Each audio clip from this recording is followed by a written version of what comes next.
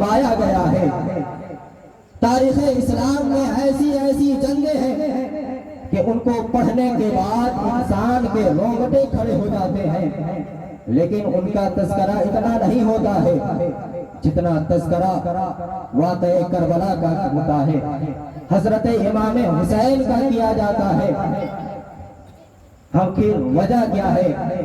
ہم نے امام حسین کا ذکر خوب کیا، ہم نے مولا کائنات علی مرتضیٰ کا ذکر خوب کیا، اس میں حکمتیں ہماری کچھ اور ہوتی ہیں، لیکن کچھ لوگوں نے اس میں غلط نتیجہ نکال لیا اور کہنے لگ گئے کہ سب سے افضل حضرت مولا کائنات علی مرتضیٰ ہی ہے، ورنہ ان کا اتنا تذکرہ نہیں کیا جاتا۔ لیکن میں آپ کو بتا دوں کہ تمام انبیاء کرام کے بعد سب سے افضل حضرت ابو بکر صدیق رضی اللہ تعالیٰ عنہ ہے۔ یہ اور بات ہے کہ اللہ نے شہرت کا شرف حضرت مولا کائنات علی مرتضیٰ رضی اللہ تعالیٰ عنہ کو عطا کیا ہے۔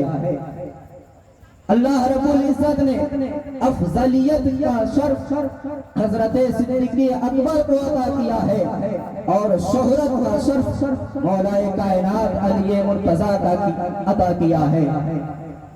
حضرت مولا کائنات کا ہم خوب ذکر کرتے ہیں، یہ اللہ کا فضل ہے، ذالک فضل اللہ، یہ اللہ کا فضل ہے، اور اللہ اپنے فضل سے جسے جو نعمت سے چاہتا ہے نواز دیتا ہے۔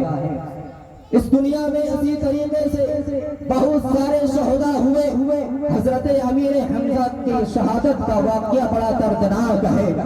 حضرت سیدنا عثمان غنی رضی اللہ تعالیٰ عنہ، اللہ اکبر، 82 سال کے عمر مبارک ہے۔ آج کے دور میں 82 سال کا آدمی صحیح ڈھنگ سے نماز بھی نہیں پڑھ پاتا، لیکن حضرت عثمان غنی رضی اللہ تعالیٰ عنہ 82 سال کے عمر میں خانہ خدا میں بھی حاضری دیتے ہیں، مسجد نبوی میں جماعت کے ساتھ نماز بھی پڑھاتے ہیں اور قرآن پاک کی تلاوت بھی کرتے ہیں، لیکن اسی عالم میں دشمنوں نے آپ کو گھیر لیا۔ 3 دن تک بلوائیوں نے آپ کے گھر کو محاصرہ کیا، اور جب آپ کے سر کے اوپر خنجر سے وار کیا گیا تو آپ کے سر سے خون اس کتاب پہ گر رہا تھا جس قرآن پاک کی آپ تلاوت کر رہے تھے۔ ایسی ایسی عظیم شہادتیں تاریخ اسلام میں واقع ہوئی ہے، لیکن ان کا اتنا تذکرہ نہیں کیا جاتا۔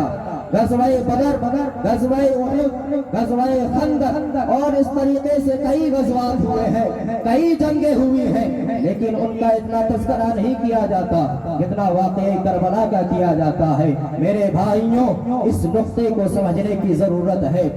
آخر کیا وجہ ہے کہ واقعہ کربلا کا تذکرہ اتنا زیادہ کیا جاتا ہے؟ اسی نقطے کو سمجھنے کی ضرورت ہے۔ پہلے جو جنگیں ہوئے، پہلے جو غزوات ہوئے، اس میں نقشہ کچھ اور تھا۔ اس میں ایک طرف ایمان والے تھے تو دوسرے طرف بے ایمان تھے، اس میں ایک طرف نماز پڑھنے والے تھے تو دوسرے طرف بے نمازی تھے، اس میں ایک طرف موافق تھے تو دوسرے طرف مخالف تھے۔ وہاں معاملہ بالکل کلیئر تھا، وہاں معاملہ بالکل صاف سمجھ میں آ رہا تھا کہ ایک ہمارا دوست ہے تو ایک دشمن ہے، ایک ہمارا موافق ہے تو ایک مخالف ہے۔ لیکن واقعہ کربلا کا نقشہ بالکل عجیب ہے کہ وہاں تو دونوں اپنے ہی نظر آتے ہیں، دونوں کلمہ پڑھنے والے ہیں، ادھر بھی کلمہ پڑھنے والے ہیں، ادھر بھی کلمہ پڑھنے والے ہیں، ادھر بھی نماز پڑھنے والے ہیں، ادھر بھی نماز پڑھنے والے ہیں۔ آخر ماجرا کیا ہے؟ واقعہ کیا ہے؟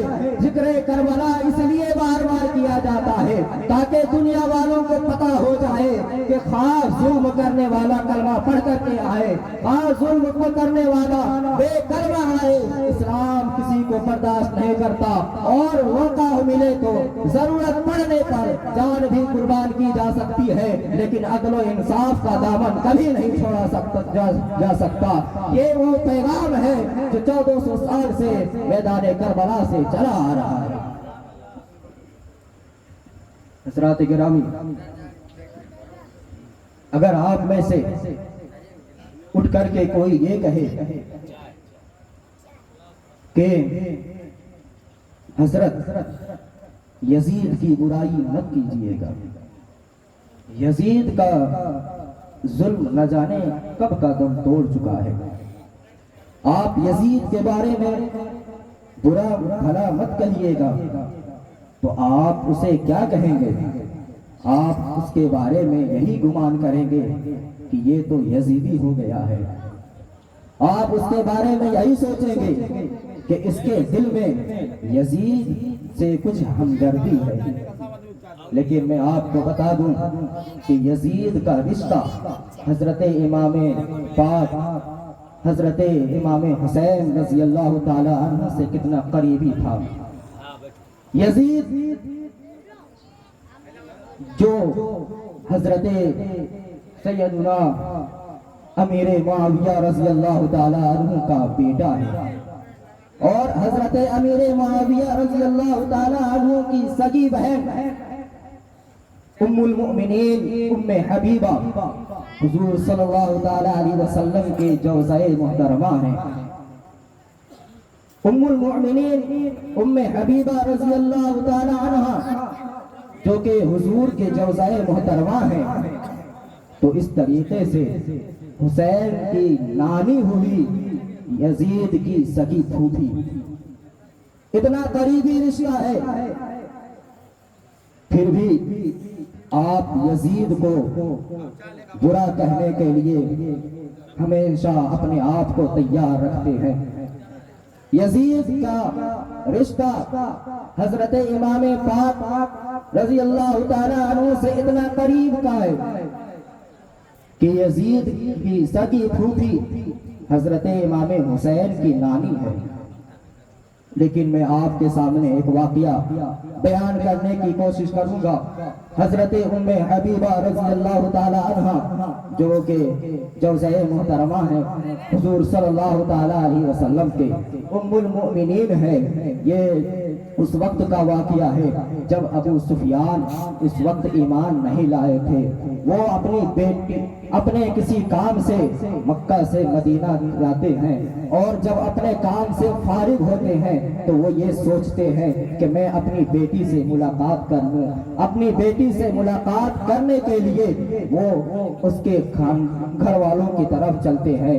آج کے طرح اس وقت بلند بلند مکان نہیں ہوا کرتے تھے، ایک چھوٹا سا کمرہ ہوتا تھا، سامنے پردہ لگا دیا جاتا تھا۔ ام حبیبہ کی نظر جیسے اپنے باپ ابو سفیان پہ پڑا، ام حبیبہ رضی اللہ تعالی عنہ اٹھتی ہے اور بستر سمیٹ کر کے ایک کنارے رکھ دیتی ہے۔ ابو سفیان کی نظر اس وقت اپنی بیٹی ام حبیبہ پر پڑ جاتا ہے، تو جب ابو سفیان اس کے گھر میں داخل ہوتے ہیں، ام حبیبہ رضی اللہ تعالی عنہ فرماتی ہے ابا جان آپ بیٹھ جائیے، ابا جان آپ تشریف رکھیے۔ ام حبیبہ کے کہنے پر اپنی بیٹی کے اصرار پر ابو سفیان بیٹھ جاتے ہیں، اور جیسے ہی بیٹھتے ہیں بیٹھنے کے فوراً بعد کہتے ہیں کہ بیٹی عرب کا دستور تو یہ ہے کہ جب کوئی مہمان آتا ہے تو اس کے لیے بستر کو سمیٹا نہیں جاتا ہے، جب کوئی مہمان آتا ہے تو اس کے لیے بستر سمیٹا نہیں جاتا ہے، بلکہ سمیٹا ہوا بستر اس کے لیے بچھا دیا کرتے ہیں۔ عرب کا دستور یہ ہے کہ سمیٹا ہوا بستر اس کے لیے بچھا دیا جاتا ہے۔ لیکن میں نے یہ دیکھا کہ جب تیری نظر مجھ پہ پڑی ہے تو نے میرے آنے سے پہلے بستر جو بچھا ہوا تھا اسے سمیٹ کر کے ایک کنارے رکھ دیا۔ آخر ماجرا کیا ہے، آخر واقعہ کیا ہے؟ ام حبیبہ رضی اللہ تعالی عنہ ارشاد فرماتی ہے اے میرے ابا جان آپ تشریف رکھیں، اس میں کس کو شک ہے کہ آپ میرے باپ ہیں، آپ میرے والد ہیں، اس میں کسی کو شک نہیں ہے، لیکن آپ اس بستر پر بیٹھنے کے قابل نہیں ہیں، اس لیے کہ یہ اس بستر پر حضور علیہ السلام جلوہ فرما ہوتے ہیں، حضور علیہ السلام آرام فرما ہوتے ہیں، اور آپ ابھی کفر کی گندگی میں ہیں، اس لیے آپ اس بستر پر بیٹھنے کے لائق نہیں ہے۔ یہ وہ جواب تھا جو ایک بیٹی نے اپنے باپ کو دیا تھا، یہ ایک وہ جواب تھا جو ام المؤمنین نے اپنے باپ کو دیا تھا، تو جو بیٹی کفر کی گندگی میں ہونے کی وجہ سے اپنے باپ کو اس بستر پر بیٹھنے نہ دے جس پر حضور علیہ الصلوۃ والسلام جلوہ فرما ہوتے ہیں، جس پر رسول کریم صلی اللہ علیہ وسلم آرام فرماتے ہیں، تو وہ حسین جس کے رگوں میں علی مرتضیٰ کا خون دوڑ رہا ہو، جس کی تربیت رسول کائنات صلی اللہ علیہ وسلم نے فرمائی ہو، وہ حسین یزید پلید فاسق و فاجر کو اس منبر پر بیٹھنے کیسے دیتے جس منبر پر بیٹھ کر کے حضور علیہ الصلوۃ والسلام دین کی تبلیغ فرمایا کرتے تھے، جس منبر پر بیٹھ کر کے حضور علیہ الصلوۃ والسلام شریعت مطہرہ کی تبلیغ فرمایا کرتے تھے، اس بستر پر کیسے بیٹھنے دیتے؟ کیونکہ واقعہ یوں ہوتا تھا، جو امیر المؤمنین ہوتا تھا وہی نماز پڑھاتا تھا، جو امیر المؤمنین ہوتا تھا وہی منبر پر بیٹھتا تھا، جو امیر المؤمنین ہوتا تھا نماز عیدین وہی پڑھایا کرتا تھا۔ اگر امام حسین وہاں یزید کی بیعت تسلیم کر لیتے تو آج کا کوئی گنڈا اور محلے کا دبک انسان کھڑا ہو جاتا اور امام کو ہاتھ پکڑ کر کے پیچھے کر دیتا اور کہتا کہ تو پیچھے ہو جا، آج میں نماز پڑھاؤں گا۔ جب اس سے کہا جاتا کہ تو امام کے لائق نہیں ہے، تو امامت کا اہل نہیں ہے، تو وہ کہتا کہ تمہارے جیسا مقتدی کربلا کے میدان میں مل سکتا ہے۔ امام حسین پاک رضی اللہ تعالی عنہ نے یزید کی بیعت تسلیم کر کے اس کے پیچھے نماز پڑھ لیتے تو کوئی دبنگ انسان یہ کہہ دیتا، لیکن حضرت امام حسین نے یزید کی بیعت کو قبول نہ کیا اور اس کی بیعت کو ٹھکرا کر کے پوری دنیا کے مسلمانوں کے لیے، قیامت تک کے مسلمانوں کے لیے نمازوں کی حفاظت کر گئے۔ حضرات گرامی و وقار، یہ حضرت امام حسین کا جذبہ تھا، یہ امام حسین کا وہ استقامت تھا کہ اپنی قریبی رشتے کے ہونے کے باوجود بھی یزید کی بیعت تسلیم نہیں کی۔ اگر آپ میں سے کوئی یہ کہے کہ یزید کی مخالفت نہ کرے تو آپ کو سوچنا چاہیے کہ جب امام حسین اتنے قریبی رشتے ہونے کے باوجود بھی یزید کی بیعت قبول نہ کی، اس کے خلاف آواز بلند کی، تو ہم کون ہوتے ہیں؟ اور جب امام حسین نے یزید کے خلاف آواز بلند کی تو ہم اس کو برا کہتے ہیں، اور 1400 سال سے اس کو برا کہتے آ رہے ہیں، تو کوئی اگر حضور اکرم صلی اللہ علیہ وسلم کے خلاف اپنی آواز کو بلند کرے، حضور کی شان میں اگر کوئی گستاخی کرے تو ہم اسے بھی قبول نہیں کریں گے، اس لیے کہ امام حسین کے گستاخ کو جب ہم قبول نہیں کر سکتے ہیں تو حضور علیہ الصلوۃ والسلام کے گستاخ کو بھی ہم کبھی قبول نہیں کر سکتے ہیں۔ سبحان اللہ، نعرہ تکبیر، بلند آواز سے نعرے کا جواب دے، نعرہ تکبیر، نعرہ رسالت، شہدائے کربلا کانفرنس، مسلک اعلی حضرت، علماء اہل سنت، نعرہ تکبیر، نعرہ رسالت۔ محترم حضرات، یزید کو برا بھلا کہیں اور یزید بے شک برا تھا، فاسق و فاجر تھا، اس میں کوئی شک نہیں ہے، لیکن آپ اوپر نہ بڑھیے گا۔ اگر آپ اوپر بڑھے تو آپ کے ہاتھ سے ایمان بھی جا سکتا ہے۔ جو کچھ بھی کیا وہ اس نے یزید نے کیا، جو بھی کچھ کیا یزید نے کیا، جو کچھ بھی کہنا ہو یزید کو کہیں۔ اگر آپ نے اوپر بڑھا تو آپ کے ہاتھ سے ایمان جیسی عظیم دولت چھوٹتی ہوئی نظر آئے گی۔ حضرت امیر معاویہ رضی اللہ تعالیٰ عنہ وہ صحابی رسول ہیں، اگر ان کی شان میں آپ نے گستاخی کی تو آپ مسلمان کہلانے کے لائق نہیں رہیں گے۔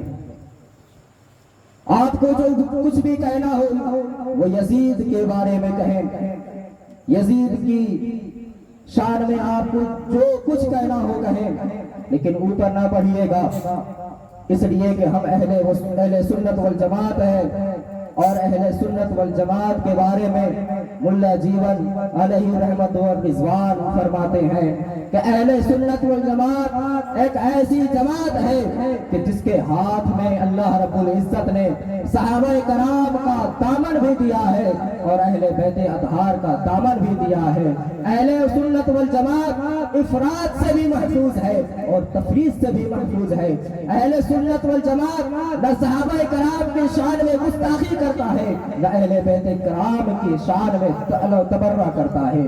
حضرات گرامی، جو کچھ بھی کیا وہ یزید نے کیا۔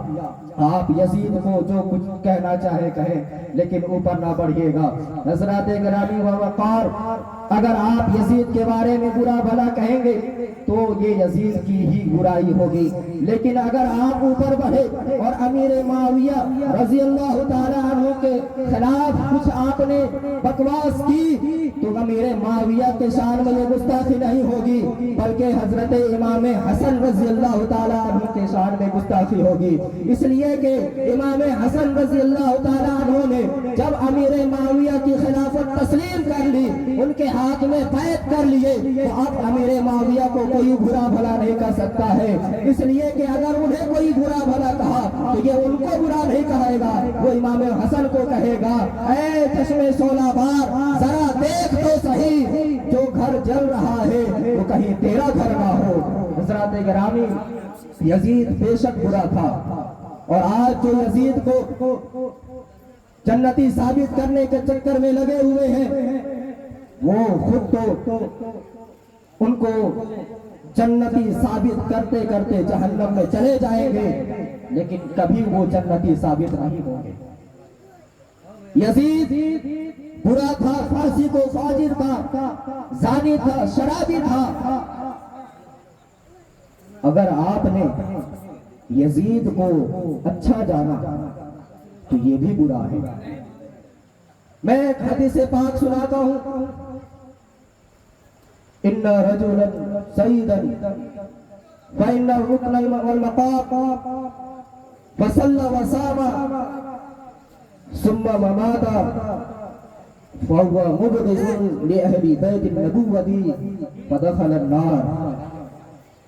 حضور علیہ الصلوۃ والسلام فرماتے ہیں کہ جو کوئی شخص پکا نمازی ہو، نیک وقت کو ہو، اور وہ ادھر ادھر نماز نہ پڑھے بلکہ خانہ کعبہ میں نماز پڑھتا ہو، اور خانہ کعبہ میں وہ جگہ اس جگہ پہ نماز پڑھتا ہو جہاں مقام ابراہیم ہے، اگر اس جگہ پہ بھی نماز پڑھتا ہو اور اس کے دل میں اہل بیت نبوت کے بارے میں ذرہ برابر بھی بغض ہو تو حضور علیہ الصلوۃ والسلام فرماتے ہیں، اس کا رزلٹ بتاتے ہیں کہ اس کا رزلٹ یہ ہے کہ وہ جہنم میں داخل ہو جائے گا۔ اگر آپ نے یزید کی موافقت کی اور اس کو اچھا جانا اور اس کو اچھا جاننے کی وجہ سے اہل بیت کی شان میں گستاخی کی تو آپ اپنا ٹھکانہ جان لیں کہ اس کا ٹھکانہ جہنم ہے۔ یزید کو جو بھی برا کہتا ہے وہ بالکل حق ہے، درست ہے، اور جو اچھا کہتا ہے وہ بالکل غلط ہے، باطل ہے۔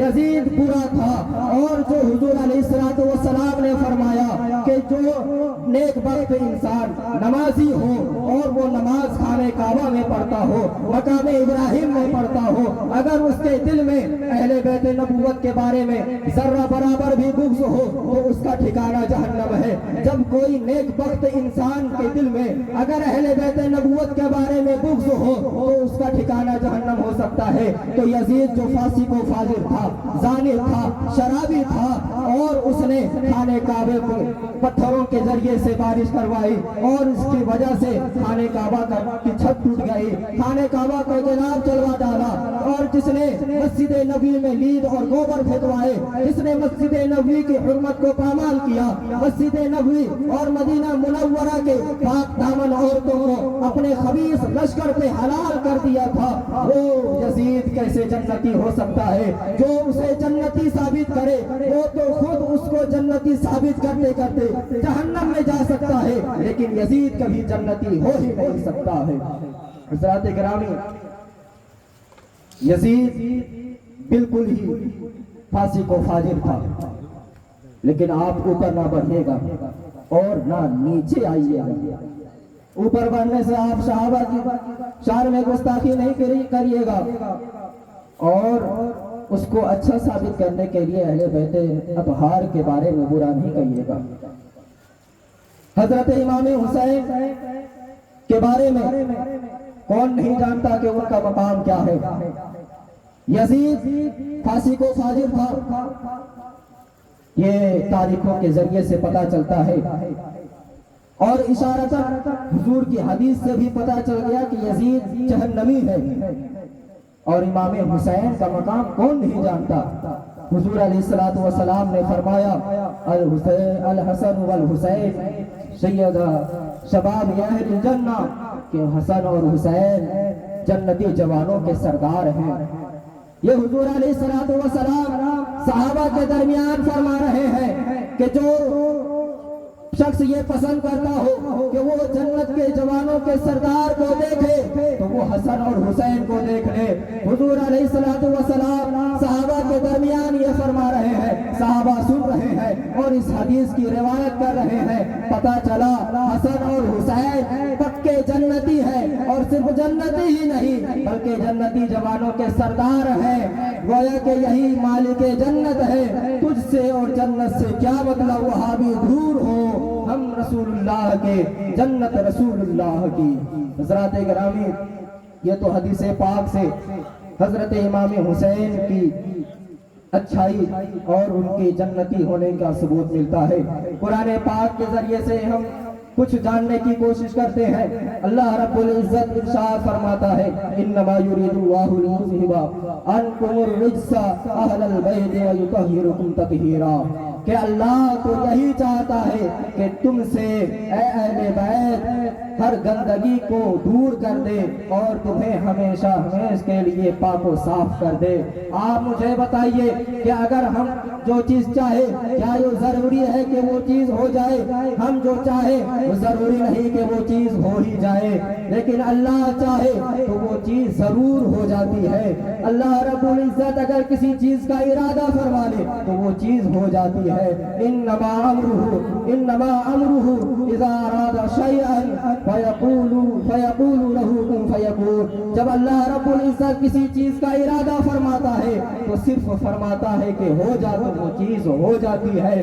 اللہ رب العزت نے فرمایا کہ اے اہل بیت، میں اللہ تو یہی چاہتا ہے کہ تم سے ہر گندگی کو دور کر دے اور تمہیں خوب خوب پاک و صاف کر دے۔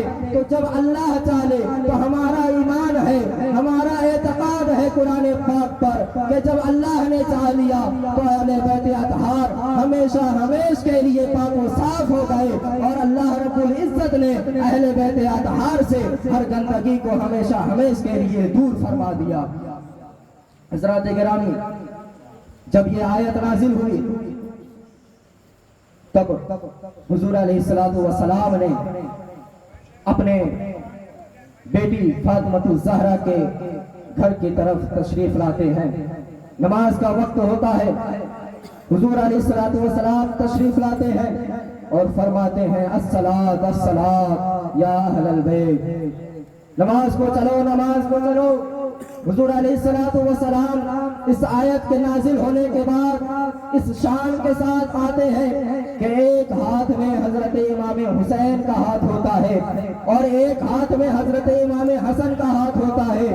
اپنے کاشانِ نبوت میں تشریف فرما ہوتے ہیں، زمین پر بیٹھ جاتے ہیں اور ایک ران پر حضرت امام حسن کو بیٹھاتے ہیں، دوسرے ران پر حضرت امام حسین کو بیٹھاتے ہیں، ایک طرف حضرت علی بیٹھتے ہیں، دوسرے طرف حضرت فاطمہ الزہرا بیٹھتے ہیں، اور حضور علیہ السلام اپنے اوپر چادر تطہیر تان دیتے ہیں اور اللہ کی بارگاہ میں دعا کرتے ہیں اللہم ہؤلاء اہل البیت، اے اللہ یہی ہمارے اہل بیت ہے، فَأَذْهِبْ عَنْكُمُ الرِّجْسَ وَيُطَهِّرَكُمْ تَطْهِيرًا، کہ تم ان سے ہر برائی کو دور کر دے، ہر گندگی کو دور کر دے اور ہمیشہ ہمیشہ کے لیے پاک و صاف کر دے۔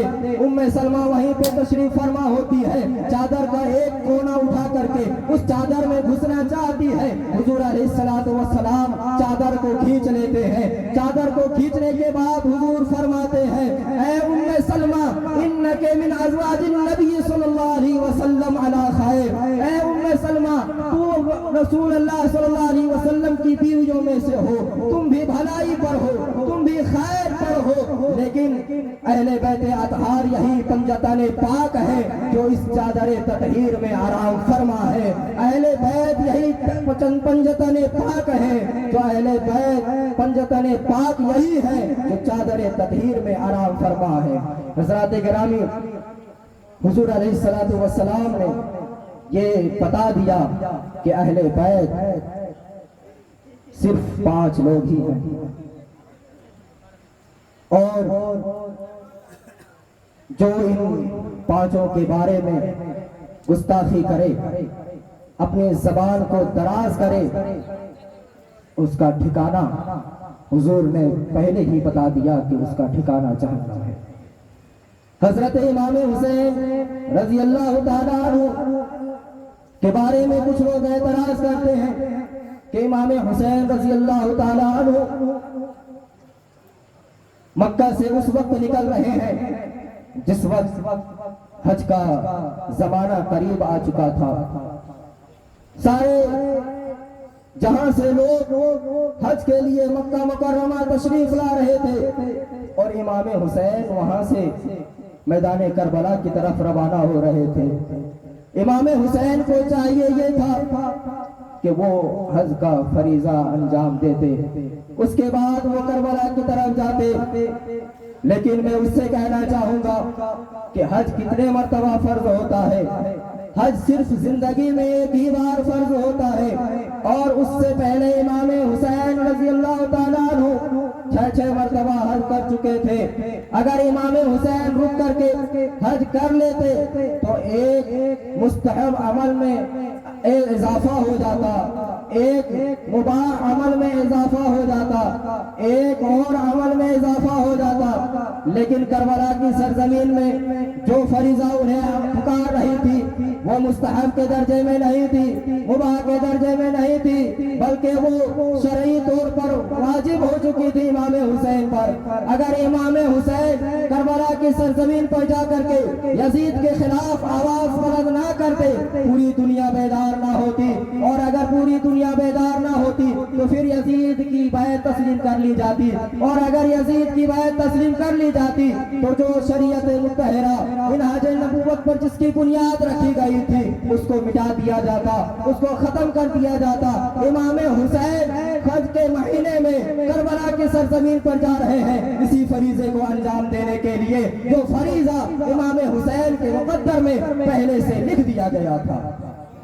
हज़रात गिरामी, जो लोग ये कहते हैं कि इमाम हुसैन बागी थे, उन्होंने बगावत की, माज़ल्लाहि रब्बिल आलमीन। अगर इमाम हुसैन बागी होते, अगर इमाम हुसैन हक पर ना होते तो अल्लाह रब्बुल इज्जत उनके हाथों में करामात का ज़ुहूर ना फरमाता। करबला के सरजमीन पर इमाम हुसैन के हाथ में अल्लाह रब्बुल इज्जत ने बेशुमार करामतें जाहिर की। इमाम हुसैन के हाथ पर अल्लाह रब्बुल इज्जत ने करामतों को जाहिर फरमा करके ये साबित कर दिया कि इमाम हुसैन हक पर थे, कि जो हक पर नहीं होता है उसके हाथ में करामत का ज़ुहूर नहीं होता है।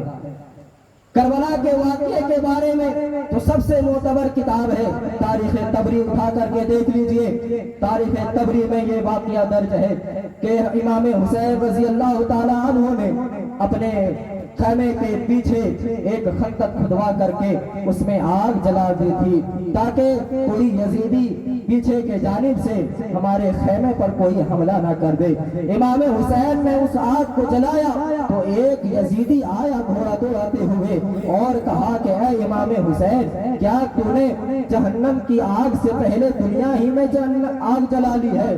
माज़ल्लाहि रब्बिल आलमीन। उसका कहने का मतलब ये था कि माज़ल्लाह हजरत इमाम हुसैन जहन्नमी है। हजरत इमाम हुसैन ने जब ये बात सुनी उसे बुरा लगा। अल्लाह रब्बुल इज्जत की बारगाह में दुआ की, ऐ अल्लाह इस यजीदी को इसी दुनिया में चला करके मार दे। इतना कहना था कि उसका घोड़ा बिका और एक सुराख में उसका पांव पड़ गया। घोड़े से वो यजीदी उतरा, उसका पांव उस घोड़े के लगाम में फंस गया। घोड़ा दौड़ता हुआ गया, वो میں خاکستر ہو کر کے جل کر کے مر گیا۔ یہ ایک پہلا واقعہ ہے۔ جب حضرت امام حسین نے یہ دیکھا تو اللہ کی بارگاہ میں دعا کی، اے اللہ تو نے اہل بیت کے بارے میں اہل بیت کے عزت کی حفاظت فرما دی۔ ایک یزیدی یہ جب سنا تو اس نے کہا کہ اے حسین تجھے اہل بیت سے کیا نسبت ہے؟ نعرہ تکبیر، کھڑے کو استقبال کریں، نعرہ تکبیر، نعرہ رسالت، شہدائے کربلا کانفرنس، علماء اہل سنت، نعرہ تکبیر، نعرہ رسالت۔ ادب و احترام کے ساتھ بیٹھ جائیں۔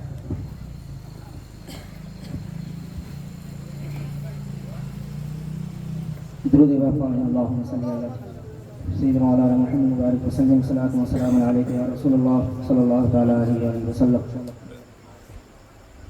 حضرت امام حسین کی دعاؤں کے ذریعے سے جب وہ یزید آگ میں جل کر کے مر گیا تو امام حسین نے رب کا شکریہ ادا کیا۔ جب وہ شکریہ ادا کر رہے تھے تو ایک یزیدی سامنے سے آیا اور وہ کہنے لگا، اے حسین تجھے اہل بیت سے کیا نسبت؟ معاذ اللہ، گویا اس نے حضرت امام حسین کے نسب پر حملہ کیا۔ امام حسین نے رب کی بارگاہ میں دعا کی، اے اللہ اسے اسی دنیا میں ذلت و رسوائی کے ساتھ موت عطا کر دے۔ اللہ رب العزت نے امام حسین کے اس دعا کو بھی قبول فرمایا، اور وہ انسان جب قضائے حاجت کے لیے گیا، غیب سے ایک بچھو نمودار ہوا جو اتنا زہریلا تھا تو اسے جب ڈنک مارا تو وہ انسان اسی اپنے خباثت میں لوٹ پوٹ ہو کر کے مر گیا، اور اس کا کوئی ساتھی اسے بچانے کے لیے نہیں آیا۔